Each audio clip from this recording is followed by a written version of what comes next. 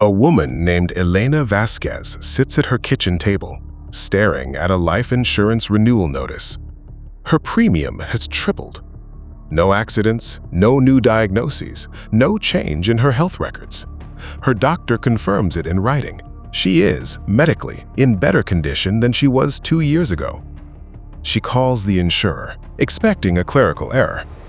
The representative reviews her file and says something strange. Your rate adjustment reflects an updated lifestyle risk assessment. What lifestyle risk assessment? I never took a new questionnaire. A pause. Then, it's part of our enhanced underwriting model, ma'am. I don't have access to the specific inputs.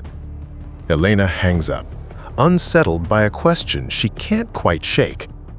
If she didn't give them new information, where did it come from? Meet Rachel Kim, a data scientist who joined Meridian Life and Assurance 18 months ago, recruited specifically for her background in behavioral analytics and machine learning. She wasn't told she'd be building an underwriting tool. She was told she'd be helping the company modernize risk assessment for the digital age. It sounded innovative, forward-thinking, exactly the kind of project that looks impressive on a resume. Rachel's job was to build a predictive model, one that could supplement traditional underwriting, medical exams, family history, blood work, with alternative data sources increasingly common across the insurance industry. Purchase histories, public social media activity, fitness app data shared through partner integrations, even location data licensed from third-party data brokers. Individually, these data sharing arrangements were technically disclosed, buried in privacy policies and app permissions most users never read carefully. Meridian's legal team had signed off on all of it. Every data source was, on paper, voluntarily shared or publicly available. What Rachel didn't fully realize at first was how the model would actually be used. The pitch to leadership had been about accuracy, using more data points to price risk more precisely, rewarding healthy behavior with lower premiums, a win-win on paper. But precision cuts both ways. The model didn't just reward joggers and reduce rates for gym-goers.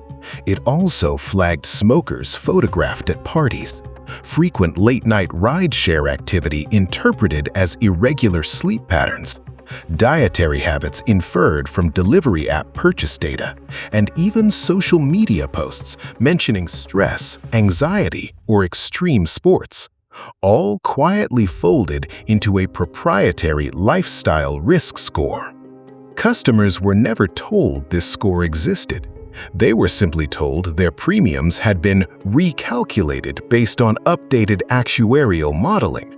Technically true and legally vague enough to avoid triggering the disclosure requirements most state insurance regulators would expect for this kind of practice. Rachel built the engine. She didn't build the messaging strategy around hiding it. That came from someone else entirely.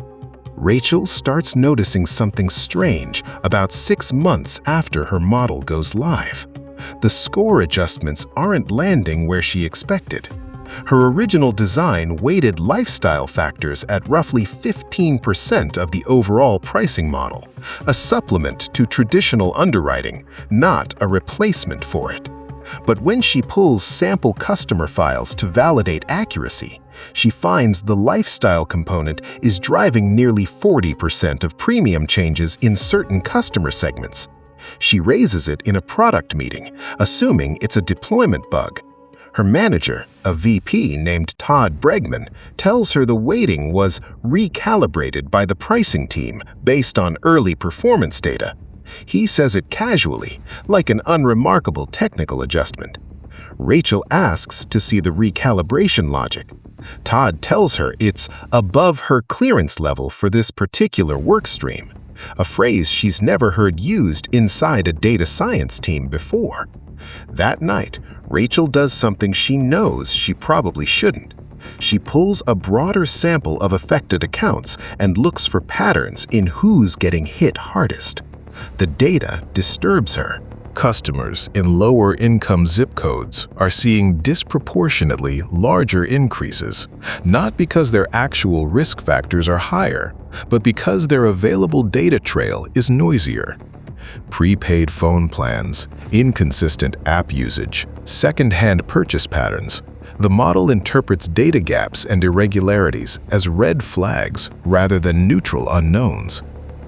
Meanwhile, wealthier customers with cleaner, more consistent digital footprints, verified employer health apps, premium fitness trackers, predictable spending, receive rate reductions even when some of their underlying health indicators are objectively worse. The model isn't just measuring risk, it's measuring data quality and mistaking it for virtue. Rachel realizes her tool, built with good intentions, has become something closer to a digital caste system disguised as actuarial science. Rachel starts quietly documenting everything: screenshots, internal emails, model logs, telling herself she's just keeping records for her own protection. She doesn't yet know what she plans to do with them. She requests a meeting with Meridian's compliance officer, a soft-spoken but sharp man named David Okafor, framing it as a routine model accuracy concern. David listens carefully, then he asks a question that catches her off guard. Has anyone from legal reviewed the specific data weighting changes or just the original model architecture? Rachel realizes she doesn't actually know. David requests the documentation himself. It takes 3 weeks and 2 escalations before he receives anything, and what he receives is incomplete. The pricing team's recalibration changes were never formally logged in the compliance review system, a required step for any material change affecting premium calculations. That absence isn't an oversight, it's a pattern. David quietly pulls records from the model's deployment history and discovers the recalibration happened exactly 9 days after a board meeting where Meridian's CFO presented aggressive quarterly growth targets. Targets the life insurance division was significantly behind on. The timeline is damning, but not yet provable as intentional. David and Rachel begin building a joint case, working after hours, cross-referencing customer complaints filed with state insurance boards against the model's internal risk flagging logs. They find dozens of complaints describing nearly identical language from customer service reps. Updated actuarial modeling, a scripted phrase designed to sound technical enough to end the conversation. Then, Rachel finds something that turns her stomach. An internal Slack message from Todd Bregman sent to a senior pricing strategist reads, "Lifestyle Score is doing exactly what we hoped. Just keep the customer-facing language vague. Legal already blessed the disclosure wording." Legal hadn't blessed this. Legal had approved the original 15% model, not the covertly increased 40% weighting rolled out afterward without formal review. Rachel and David now have proof of 2 separate violations: a hidden, undisclosed pricing model disproportionately penalizing lower-income and minority-coded data patterns, and a deliberate internal effort to bypass compliance review to hit revenue targets. They also uncover the regulatory exposure. Several states, including the one Meridian is headquartered in, have explicit insurance regulations prohibiting the use of certain proxy variables, like zip code correlated data patterns, that function as indirect discrimination, even when race or income is never directly used as an input. Meridian's model never used race or income. It didn't need to. David Okafor makes the call every compliance officer dreads. He escalates the findings to the board directly, bypassing the executives who created the problem. The board's reaction isn't shock, it's damage control. Within 48 hours, the company's outside counsel is brought in, not to fix the model, but to assess litigation exposure and disclosure timing.